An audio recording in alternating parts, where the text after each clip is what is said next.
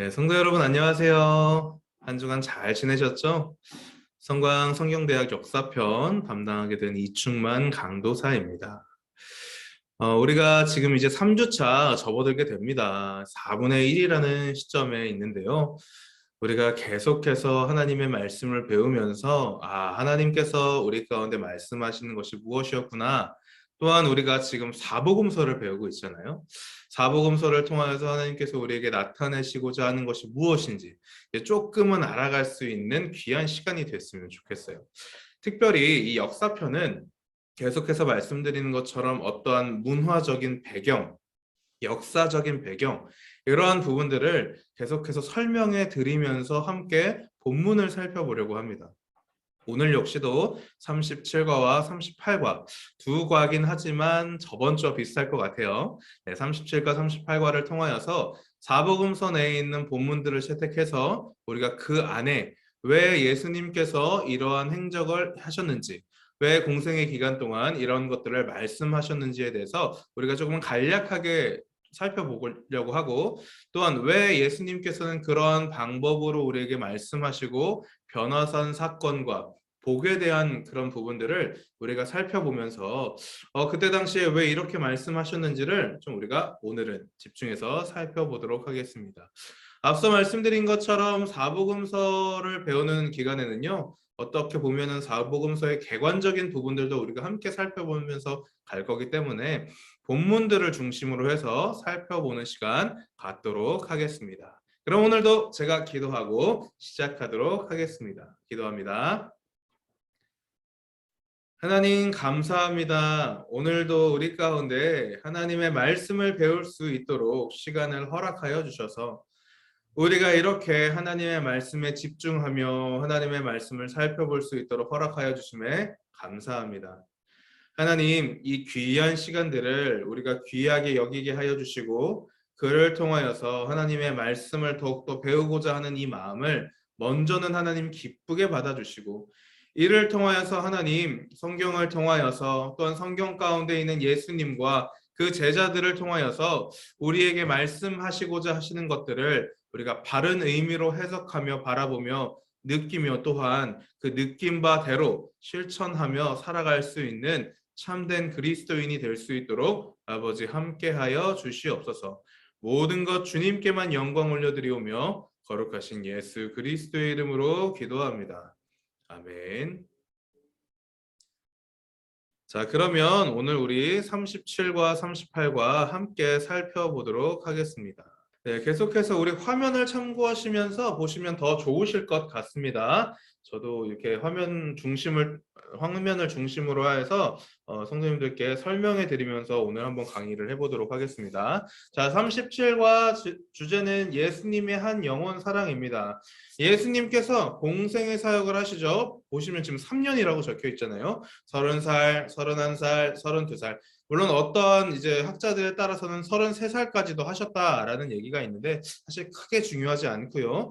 예수님께서 마태, 마가, 누가, 요한복음을 통하여서 3년 동안 그분의 사역이 어떠한 것인지를 우리가 조금 객관성 먼저 살펴보려고 합니다. 그 첫 번째 스텝이 바로 사랑이었다라는 것이죠.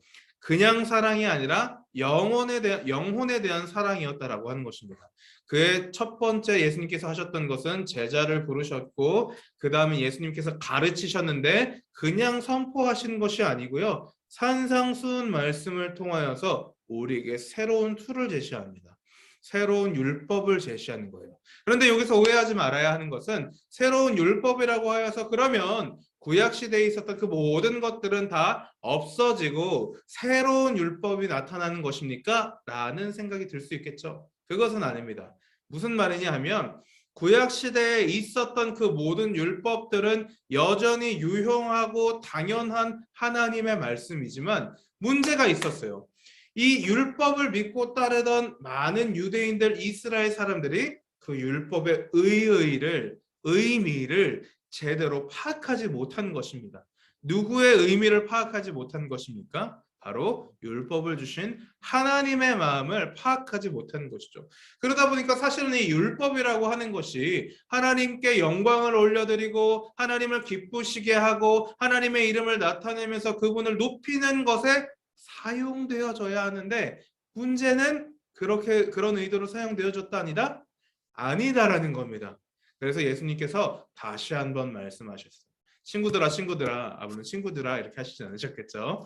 이 율법에 대한 말씀은 하나님께서 그때 당시부터 계속 하셨던 그 말씀들은 그런 의미가 아니야.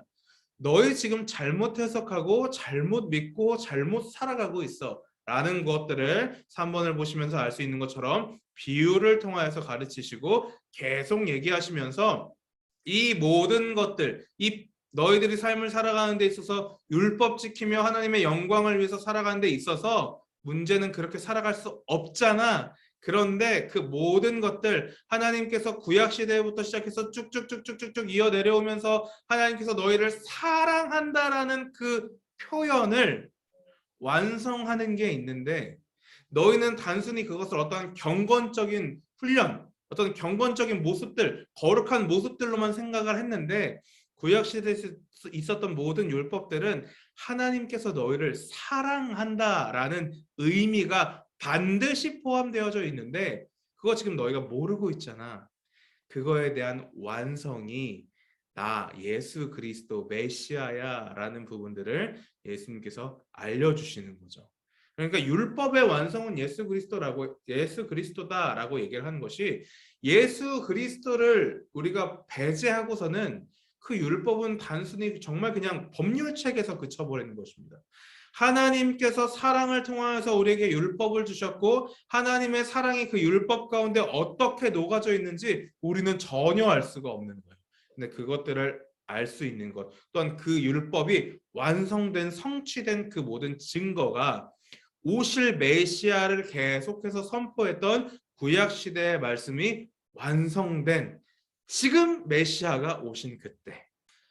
자, 우리가 계속해서 살펴보시게 되면요. 예수님께서 주되게 하신 사역이 있으십니다. 우리가 너무나 잘 알고 있는 것처럼 예수님께서는 첫 번째 가르치시고 두 번째 먹이시고 세 번째 고치시고 이 부분들을 굉장히 신경 쓰셨어요. 자, 그런데 우리가 생각해 보면 가르치시고 먹이시고 고치셨다는 건 당연히 예수님께서 사랑을 그들 가운데 내비친 것 아니냐. 이건 굉장히 당연한 것 아니에요? 가르치시고 먹이시고 고치신 거. 당연히 자기의 것을 나누는 것이니까 그게 당연히 예수님의 사랑의 마음이죠. 맞아요. 우리가 어떻게 보면 이렇게 표면적인 사랑, 사실은 굉장히 표면적인 거잖아요. 그런 사랑을 생각할 수 있습니다. 그런데 예수님께서 가르치시고 먹이시고 고치시고 사실 하실 수 있었던 사역들은 굉장히 많으시거든요. 그런데 왜 가르치시고 먹이시고 고치는 부분에 더 중점적으로 하셨고 이 방법을 선택하였는지를 우리가 조금 생각해 보려고 해요.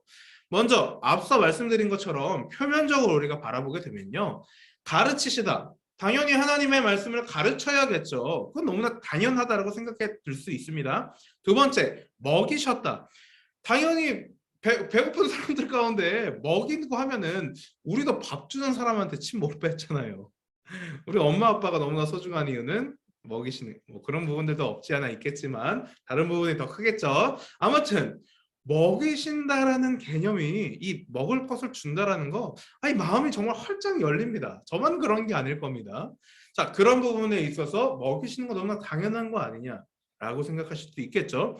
고치시는 거 어떻게 보면 누군가는 아파본 사람은 더 잘안다고 먹는 것보다 이 아프면 먹는 사실 식욕도 사라지게 되죠. 고치는 건 최고다. 아픈 걸 낫게 한다? 이거는 그냥 원수여도 날 낫게 한다면 따라간다. 약간 이런 마인드잖아요. 그러니까 사실은 근데 이게 다 표면적인 겁니다. 표면적인 거. 우리가 봤을 때 하나님의 말씀을 잘 가르쳐주고 또 먹을 거 주고 아픈 걸 고치게 하면 당연히 잘 따르는 거 아니야? 라고 생각할 수도 있어요. 근데 그거는 표면적인 사랑이다. 표면적인 사랑이다. 우리가 조금 더 깊게 왜 가르치실 수밖에 없으셨고 왜 이들을 먹이실 수밖에 없으셨고 왜 그들을 고치실 수밖에 없으셨는지 사실 가르치시고 먹이시는 거에서만 그치셔도 됐잖아요. 근데 왜 가르치시고 먹이시고 고치시기까지 하셨는지 오늘 우리가 조금 살펴보고자 하는 것이 이 고침을 통한 의미가 무엇인가를 조금 더 살펴보려고 하고, 또한 가르치시는 것에 있어서는 복에 대한 의미가 무엇인지를 우리가 조금은 중점적으로 해서 살펴보도록 하겠습니다. 자, 예수님께서 주되게 하셨던 것, 처음에 우리가 먹이시고가 맨 위에 있지만 그 왼쪽에 있는 기도하시고, 그다음 먹이시고, 고치시고, 가르치시고, 용서하시고, 또 기도하시고, 이런 부분들이 예수님 공생에 있어서 주된 사역 중에 하나다. 그런데 이 모든 부분들의 가장 베이스적인 마음은 영혼에 대한 사랑이 있었다라고 하는 것이고, 그 영혼에 대한 사랑을 표현하시는 데 있어서 표면적으로는 우리가 그냥 너무나 쉽게 있는 그대로를 볼 수 있는 것, 가르치시고 먹이시고 고치셨다라는 것, 이 부분들을 생각하시면서, 그러면 정말 그 영혼에 대한 사랑의 깊이가 우리가 표면적인 것뿐만 아니라 깊이 있는 부분들이 어떤 의미들이 있는지를 계속해서 살펴보도록 하겠습니다. 첫 번째, 예수님께서 제자를 부르셨죠. 예수님께서 분명히 제자를 부르시는 데 있어서 성도 여러분, 이건 좀 생각해 보셔야 돼요. 예수님께서 제자를 부르셨잖아요. 누가 이득일까요? 이 부분들을 생각해 보셔야 됩니다. 예수님께서 공생의 사역 3년을 준비하시는 데 있어서 제자를 부르셨어요.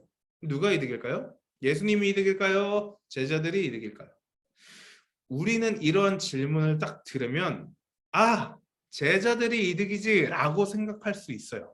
해낼 수 있어요. 하지만 이 질문을 하기 전에는 어떻게 보면 우리는 이 세상을 살아가는 그 습관들이 있다 보니까, 그 모티브들이 있다 보니까, 제자들이 있다? 그러면 당연히 위에 있는 선생이 조금 더 편한 것 아니야?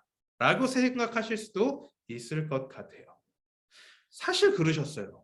우리가 직장에서 팀장, 부장, 과장 이런 분들 아래에 있는 부하 직원들이 이렇게 있으면 그분들이 더 일을 잘할 수 있도록 자료도 찾아주고 원하는 것들도 해드리고 뭐 이런 부분들이 있잖아요. 그런데 예수님의 입장은 조금 달랐어요. 예수님은 사람이랑 완전히 다르게 시간에 대한 제약도 없으셨고요. 능력에 대한 제약도 없으셨고요. 그런 한계적인 부분들이 한 개도 없었던 엄청난 분이셨어요. 그렇기 때문에 혼자서도 모든 것들을 다 하실 수 있었다라는 거예요. 그런데 그런 예수님께서 굳이 제자를 부르십니다. 이 부분들을 잘 생각해 보아야 합니다. 결과적으로는 제자들은 예수님을 직접적으로 3년 동안 따르게 되면서 그들 가운데 각자에게 업무가 주어지게 됩니다. 우리가 저번 주에 함께 살펴봤던 그 말씀도 또 한번 생각해 봤으면 좋겠습니다. 각자에게 있어서 우리가 책상으로는 들러리라고 표현을 했는데, 좀 들러리라는 표현은 좀 그렇죠. 우리가 예수님께서 이 세상을 공생의 사역을 하는 데 있어서 제자들이 예수님을 따르면서 계속해서 배웠어요. 그들은 사실상 제자들이 오히려 예수님께 좋은 어떤 이득적인 부분, 득이 되는 그런 부분들보다도 사실은 실수할 때가 많았고 그 실수의 도가 깊은 적도 많았어요. 그런데 예수님은 그 제자들을 계속 데리고 갔다라는 거예요.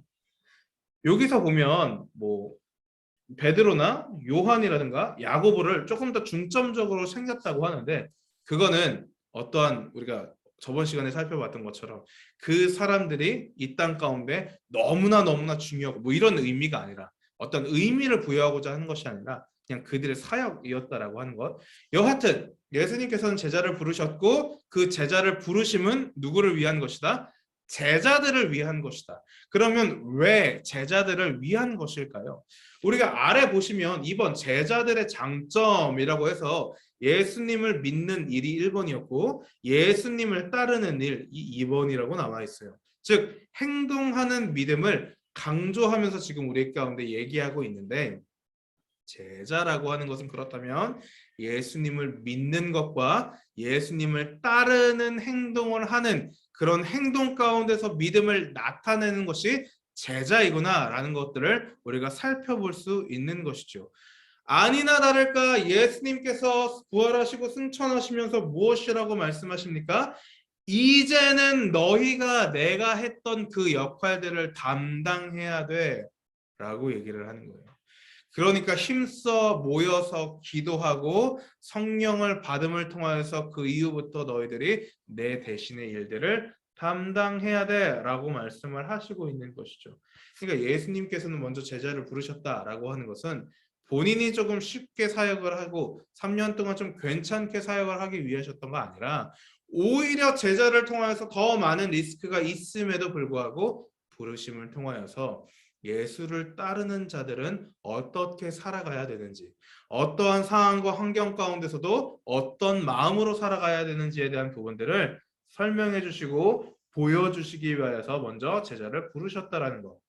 즉, 우리 또한 예수를 믿는 제자들이기 때문에 어떻게 살아가야 된다? 이와 같이 살아가야 된다. 결국 부활의 증인이 된다. 그렇다면 부활의 증인으로 살아간다라고 하는 것은 어떠한 삶입니까? 예수 그리스도께서 참 메시아임을 드러내고 그분을 나타내는 삶. 그렇게 살아가는 것. 그렇기 때문에 우리 저번 주에 했었던 거 정말 중요한 거. 내게 있어서 그 사명에 대한 부분들을 내가 다른 사람들과 뭐 하지 말아라? 비교하지 말아라. 그럴 필요가 전혀 없다. 제자들을 보면요. 베드로, 야고보, 요한은 특별히 예수님께서 더 데리고 다니셨어요. 그런데 어떤 사람들은 이 더 데리고 가셨던 부분들을 통하여서 와, 예수님께 조금 더 총망받는 인재들 아니냐? 예수님께서 더 사랑했던 인재들이 아니냐? 뭐 이렇게 많이들 얘기를 하시죠. 그런데 물론 그러실 수도 있어요. 근데 그러실 수도 있지만 그렇다고만 볼 수는 없다는 거예요. 그들에게 사역에 있어서 그들의 믿음의 분량이 더 필요했었고 더 그런 부분들을 알아야 하는 이유가 있었다라는 측면에서 우리가 살펴보자라고 하는 것이죠. 비중에 대한 부분들을 자꾸만 우리의 멍에와 사역 가운데 넣지 말자라는 거 하는 거, 이 부분들 다시 한번 생각하면서 넘어가도록 하겠습니다. 자, 2번 보시면 예수님께서 이제 가르치십니다. 산상수훈에 대한 말씀을 가르치시는데 우리가 너무나 잘 아는 것처럼 마태복음 기준에서 살펴보시게 되면 4장에서는 회개하라 천국이 가까웠느니라 예수님께서 딱 이제 세례 요한의 그 말씀을 계속해서 먼저 선포하시죠. 그러면서 그들 가운데 회개를 촉진하십니다. 어떤 회개입니까? 그들이 여태까지 그들 스스로를 위한 율법, 그들 스스로를 위한 하나님, 그들 스스로를 위한 말씀을 여기며 살아갔던 모습들을 회개하고 정말 참된 그리스도의 제자로서 하나님의 아들로서의 삶을 다시금 회복하라, 그러기엔 회개하라 라는 말씀을 먼저는 선포하시면서 5장에 들어서자마자 산상수훈에 대한 말씀을 선포하시는 거예요. 그런데 우리가 산상수훈 가운데 이게 5장, 6장, 7장 되게 많이 얘기를 하시거든요. 근데 그 중에서 가장 첫 번째로 말씀하신 주제가 뭐다? 복에 대한 부분이다. 복에 대한 부분이다. 그렇다면 왜 예수님께서는 이 복에 대한 부분들을 먼저 선포하신 것일까? 4장과 연관되어 있는 겁니다.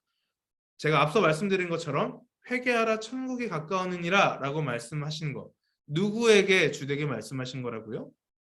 유대인들에게. 어떤 유대인들에게? 하나님의 말씀을 자기들 멋대로 해석하고 하나님의 말씀을 자기의 삶 가운데 그저 필요에 따라 쓰는 그 유대인들에게 먼저는 회개하라 천국이 가까웠느니라. 그렇게 살아가고 있는 너희는 나의 사람이 아닌 하나님의 자녀가 아닌 이방인과 같다라고 하는 것을 말씀하고 있는 것이죠. 그러면서 그들 가운데 완전히 무너져 있었던 이 복에 대한 내용을 지금 다시 한번 설명해주고 있는 것입니다. 그렇다면 예수님께서 과연 말씀하신 이 복이라는 것은 무엇이냐에 대한 부분들이 굉장히 중요한 거죠. 성도 여러분, 복이 대체 무엇입니까? 복. 우리가 알고 있는 이 복에 대한 개념을 사실은 좀 바로 세울 필요가 있습니다.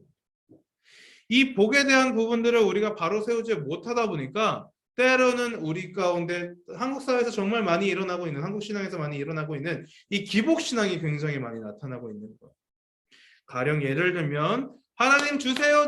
내가 기도합니다. 내가 몇 날 며칠 금식할 거고요. 하나님 내가 어떤 헌금도 작정했고요. 물론 헌금을 작정해서 드리는 마음 너무 귀합니다. 저는 지금 그 마음을 부정하고 싶은 것이 절대로 아니에요. 그런데 그렇게 하나님께 드리는 이유가 목적이 있다라는 것이죠. 하나님 내가 이거 할 테니까 나에게 주세요라고 하고 있는 거예요. 그게 복입니까? 복이 아닌 것이죠. 우리가 이런 부분들은 조금 잘 생각해 봐야 됩니다. 어떤 부분들은 또 이렇게 좀 실수하시는 부분들도 있죠. 요즘 코로나가 엄청나니까 코로나에 걸리지 않게 하시는 하나님의 은혜에 감사합니다. 그렇게 표현을 하면은 이제 코로나에 걸리신 분들은 하나님의 은혜가 없는 자들입니까? 아니죠. 그것이 하나님의 복은 아닙니다. 그러니까 우리가 이러한 실수들을 어떻게 인식 가운데, 무의식 가운데 이렇게 좀 갖게 되는 것 같아요. 복이라고 하는 것은 그런 것이 아니다. 그렇다면 예수님께서 산상수훈을 통하여서 우리에게 말씀하시고자 하는 그 복이라는 것은 어떤 것인가 하는 것을 우리가 좀 살펴보고자 하는 것입니다. 첫 번째, 하늘의 것 그리고 보이지 않는 천국의 마음을 소유하는 것이라고 지금 나타내 있습니다. 무슨 말입니까? 복이라고 하는 것은 내 어떤 재산적인 것, 내 마음의 어떤 넉넉한 것, 말랑말랑한 마음이 내 마음 가운데 충만한 것, 이런 것들이 아니고요. 내 마음의 시선이 내 마음에 있는 모든 생각의 가치관과 세계관이 누구를 위한 거다? 하나님을 위한 것이다. 그런데 우리는 때로는 그것들을 조금 이렇게 조정할 때가 있는 것이죠. 조정할 때가 있어요. 가령 예를 들면 우리 인생에 정말 손꼽히는 그 몇 번의 기회가 없을 때는 때로는 하나님의 이름을 좀 가져다 쓰는 경향도 있는 것 같아요. 그러다 보니까 하나님, 이 이벤트가 지금의 이 상황이 온전히 하나님의 영광을 위한 한 루트 중에 하나입니다. 과정 중에 하나입니다. 사실은 이게 맞는 거거든요. 그런데 우리는 때로는 하나님, 나한테 지금 굉장히 중요한 지금 이때가 있거든요. 하나님 동참시켜 드릴게요. 그러니까 빛나게 해주세요. 라고 고백할 때가 있다라는 겁니다. 뭐 가령 결혼식을 예를 들자면 결혼식에 대한 부분들도 이 결혼에 대한 어떻게 보면은 결혼 예배, 뭐 혼인 예배 이렇게 표현은 하지만 사실 그 가운데서 예배라는 표현은 하지만 내가 주인공이 되고 싶을 때가 있다라는 거예요. 그 한 시간의 시간을 이렇게 살펴보게 되면 그 가운데 정말로 하나님의 나라와 의가 드러나고 하나님이 주인공이시며 예수 그리스도의 이름이 주된 그 상황이냐라는 거예요. 때로는 신부가 그 주인공이 될 때도 있고 때로는 신랑 혹은 부모님들이 그 결혼식의 주인공이 될 때가 있고 때로는 정말 뭐 이런 일은 없어야 되지만 그 결혼식을 진행하는 사회자나 어떤 주례자가 그 결혼식의 주인공이 될 때가 있다라는 것입니다. 그런 마음이 과연 보이지 않는 천국에 마음을 두고 살아가는 자의 모습일까? 사실 이런 부분들은 조금 우리가 진중하게 고민해 봐야 된다는 거. 네. 자, 산상수훈의 가르침에 가장 먼저 복에 대한 개념을 예수님께서는 완전히 바꾸셨습니다. 복이라고 하는 것은 너의 필요와 만족을 채워주는 것이 아니라 너의 마음이, 너의 시선이, 너의 생각이, 너의 가치관이, 너의 세계관이 모든 것들이 다 하나님께로 맞춰지면서 살아가는 것이다 라는 거 한 것. 그래서 이렇게 보시면 1번 가장 먼저 나온 말씀 마태복음 6장 33절 보시면요. 너희는 먼저 그의 나라와 그의 의를 구하라. 그리하면 이 모든 것을 너희에게 더하시리라 나와 있는 거고요. 두 번째, 그러한 마음을 갖고서 하나님께서 예수님께서 우리에게 두 가지 명령하셨죠. 하나님을 사랑하고 그와 같이 이웃을 사랑하라고 말씀하셨는데 두 번째, 무엇이든지 남에게 대접을 받고자 하는 대로 너희도 남을 대접하라. 이것이 율법이요 선지자니라 라고 말씀을 하셨던 것이죠. 그리고서는 마지막에 7장에 넘어가서는 나더러 주여 주여 하는 자마다 말만 갖고서 하나님을 찬양합니다. 하나님의 뜻대로 살아갑니다. 하는 자들이 참된 그리스도인이 아니라 정말 아버지의 뜻대로 행하는 자라야 천국에 하늘에 계신 내 아버지께 들어갈 수 있다. 마지막엔 7장 24절은 누구든지 나의 이 말을 듣고 행하는 자는 그 집을 반석 위에 지은 지혜로운 사람이다 라는 거. 그렇게 해서 산상수훈의 가르치면 먼저 이스라엘 가운데 있었던 그 복에 대한 개념을 완전히 바꾸셨다라고 하는 것. 우리 역시도 복이라는 완전 패러다임을 잘못 갖고 있었다라면 바꿔야 될 필요가 있다라고 하는 것. 그리고 두 번째, 이웃을 내 몸과 같이 사랑하며 섬기는 것은 내 어떠한 여유가 돼서 선택적인 부분이 아니라 이거는 필수적인 실천에 대한 문제라는 것. 주여 주여 하는 것만이 내가 하나님의 말씀을 압니다, 사랑합니다, 사랑합니다 라고 얘기하는 것만이 우리가 그의 가르침대로 실천하며 살아가는 것이 아니라 정말 그와 같은 모습으로 살아가는 것이 실천하며 살아가는 것이다. 어쩔 수 없어요 라고 하는 것에서 그치는 것이 아니라 정말 그렇게 살아내는 것이 하나님의 자녀됨으로 예수의 제자로서 살아가는 것이다 라고 하는 것을 먼저 살펴보았습니다. 계속해서 살펴보시면 PPT 참고하시면서 하나님 아버지에 대한 가르침 참고하시면 될 것 같습니다. 이 부분들은 한번 이렇게 쭉 읽어보시고 넘어가시면 될 것 같아요. 자, 다음으로는 이러한 부분들을 이제 예수님께서는 비유를 통하여서 말씀하고 계십니다. 비유를 통하여서. 비유를 들으면서 말씀하신 이유는 누구나 다 쉽고 월등하게 교육에 대한 부분들이 이해에 대한 부분들이 쏙쏙쏙쏙 잘 들어올 수 있도록. 그래서 농부에게는 씨 뿌리는 비유를 가지고서, 주부에게는 누룩에 대한 비유를 가지고서, 상인에게는 장세에 대한 부분들을 놓고서, 어부에게는 물고기와 그물에 대한 부분들을 놓고서. 제가 요즘 부득이한 사정으로 인하여서 이제 계속해서 이 교육부서를 들어가지 않습니까? 뭐 초등부야 제가 2년 동안 잘 섬겼었기 때문에 좀 익숙했지만 저에게 사실은 이 유치부, 유년부 이 친구들은 처음 겪는 일이었었습니다. 그런데 정말 설교를 준비하는 부분에 있어서 제가 좀 조심했던 부분 중에 하나가 바로 이 단어에 대한 부분이었어요.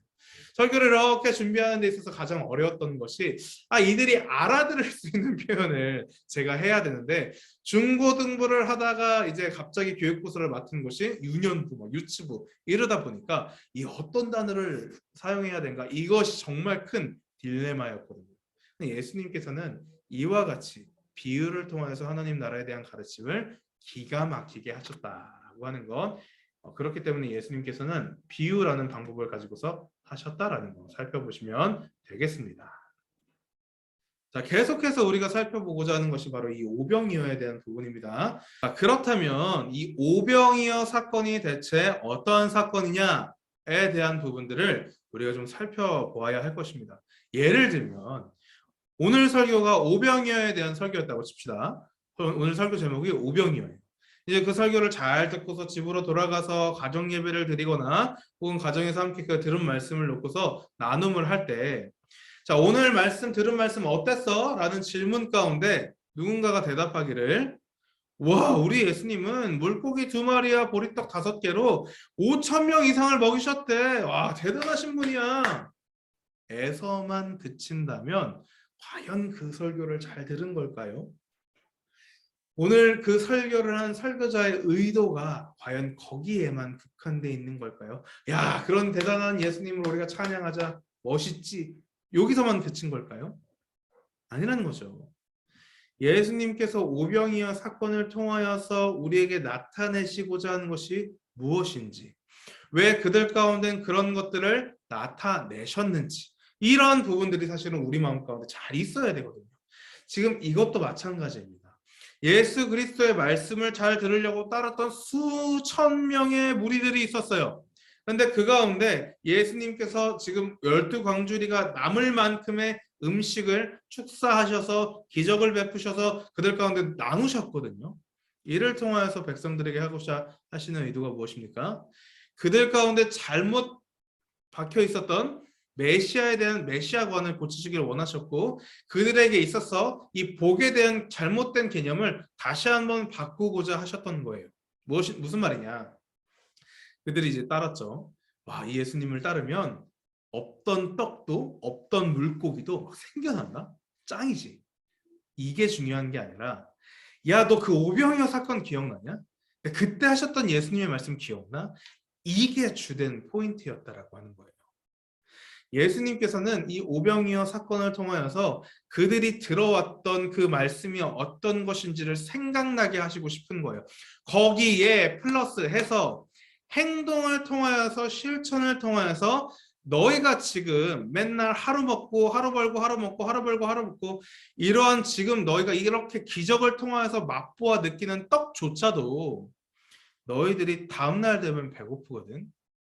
그런데 내가 앞서 너희들에게 가르쳤던 그 메시아를 너희가 정말 받아들이게 되면 너희 삶 가운데 그 메시아를 정말 인격적으로 알게 되면 너희들의 삶 가운데 그 메시아를 오해 없이 하나님의 말씀이 무엇인지 제대로 알게 되잖아. 그것만큼 감사하고 귀하고 놀라운 것이 없다 라고 하면서 기적을 베푸시죠. 기적을 베풀었다라는 것은 무엇입니까? 내가 그다. 내가 지금 너희들 가운데 가르친 메시아다라고 하는 것을 알려주고 계시는 거예요. 수많은 제자들이 수천 명의 제자들이 거기를 따랐죠. 근데 기적을 보면서 와, 예수님을 왕으로 세우면 나는 적어도 이 떡과 물고기는 부족함이 없겠구나 라는 것을 각인시키기 위해서가 아니고요. 봤지? 지금 내가 기적을 베풀었거든.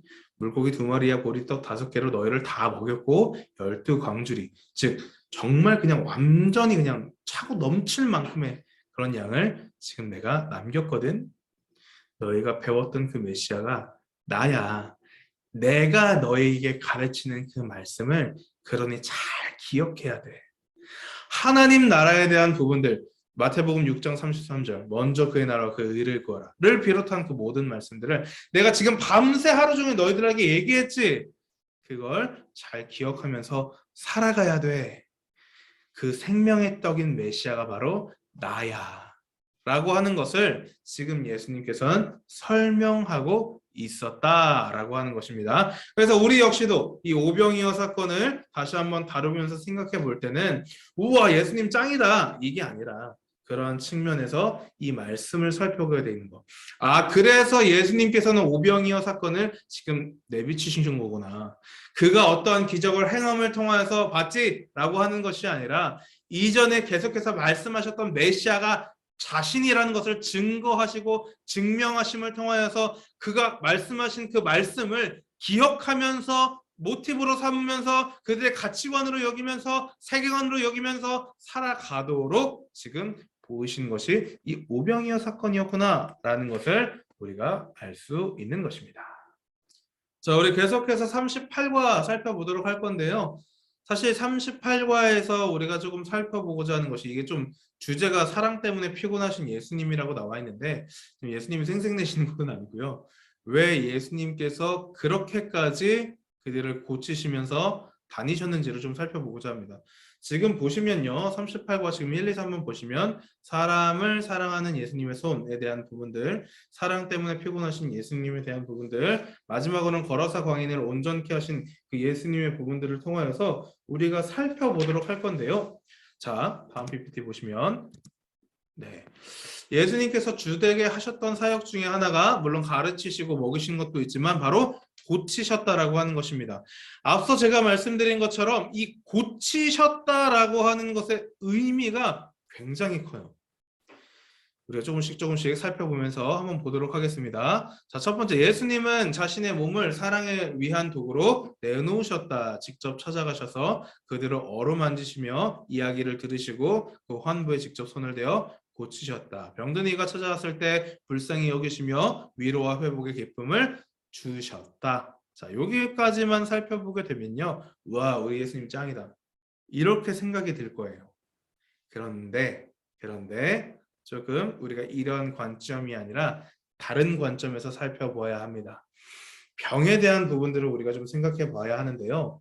이 병에 대한 부분들은 우리가 생각하는 것처럼 아픈 자들을 고치신 예수님 너무 마음 따뜻한 분이야 라고 생각하는 게 그때 당시의 통념이 아니었어요. 당시 병에 대한 인식은요.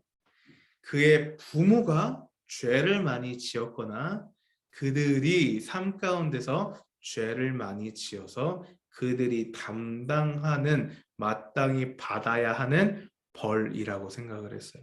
누가 내리는 벌이겠습니까? 하나님께서 내리는 벌이라고 생각을 하는 거예요. 가뜩이나 나병 환자에 대한 부분은요, 이들이 날 때부터 갖고 있었던 그런 부분들은요, 그들의 삶 가운데 있어서, 또한 그들의 이전의 부모의 삶 가운데 있어서 어마어마한 죄를 지었기 때문에 그들이 저주를 받은 것이야 라고 생각을 했어요. 하나님께 저주를 받아서 혼이 나고 있는 벌을 받고 있는 그들을, 그렇기 때문에 우리가 긍휼히 여기면 된다 안 된다?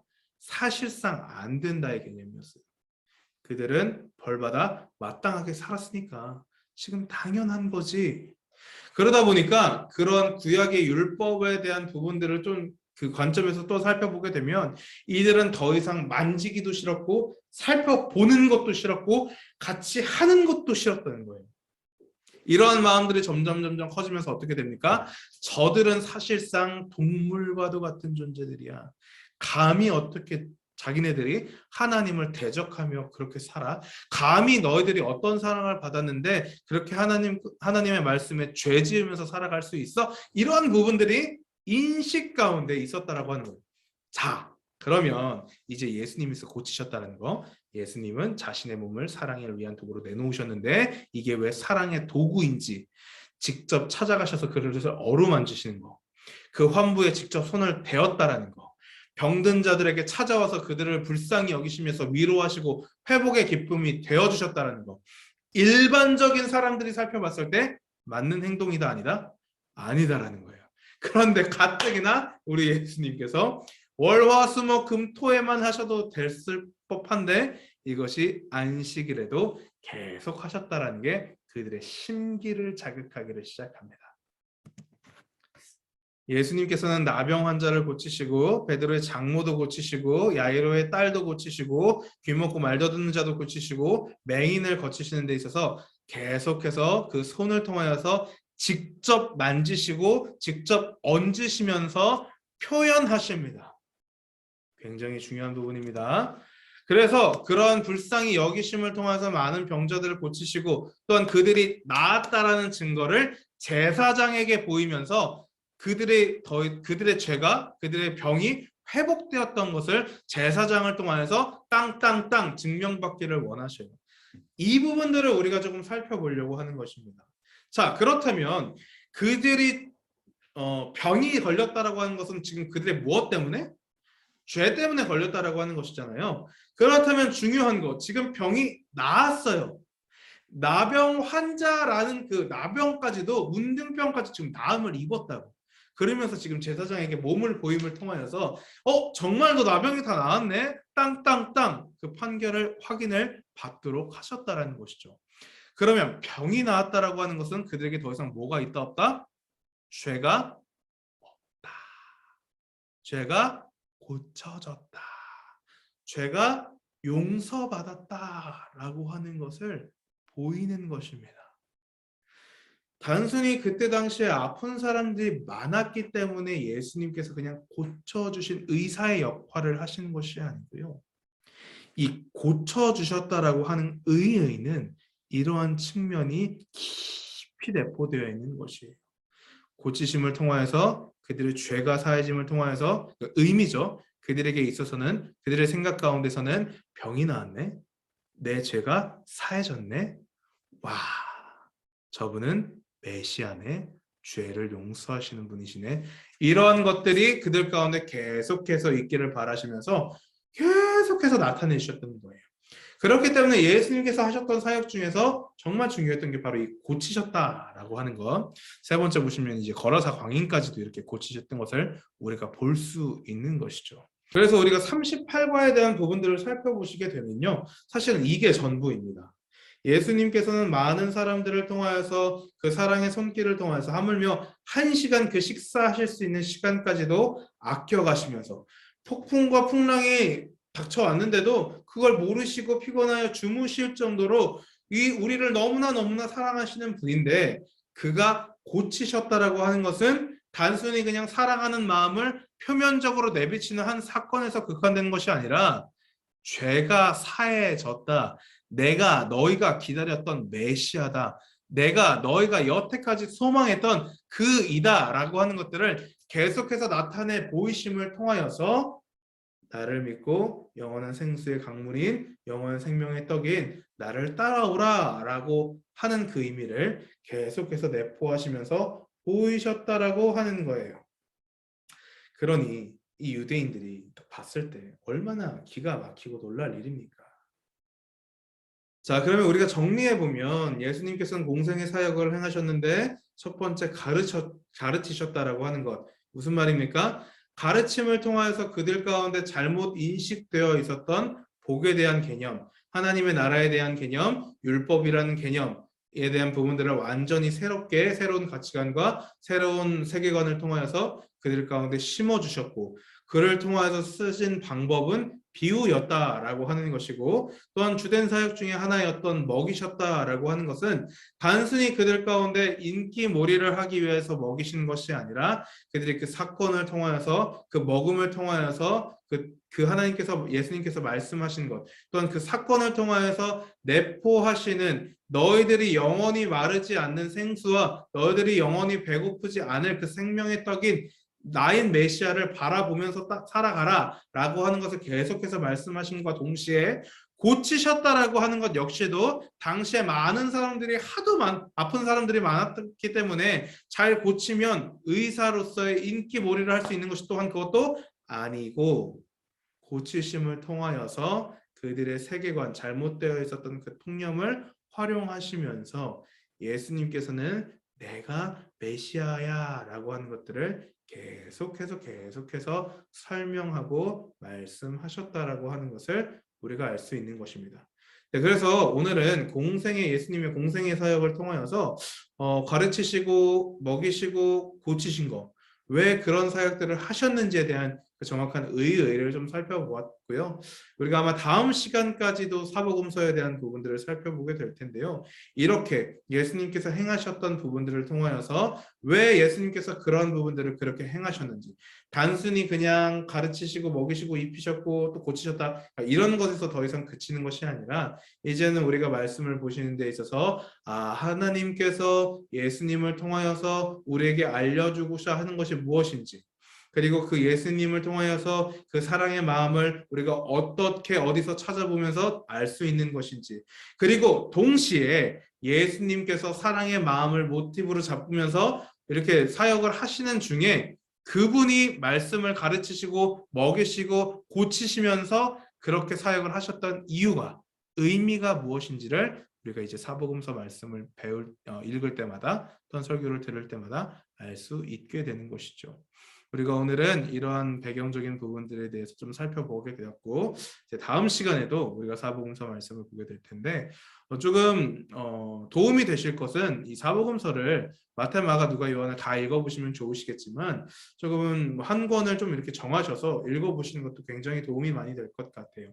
저도 지금 사복음서를 준비하면서 그 분량에 대한 본문에 대한 분량들과 또는 이유에 대한 부분들을 계속해서 조금 읽어가면서 같이 준비를 하다 보니까, 이 첫 시간 때는 그러지 못했는데 두 번째, 세 번째 시간 때 그걸 하다 보니까 너무너무 좋더라고요.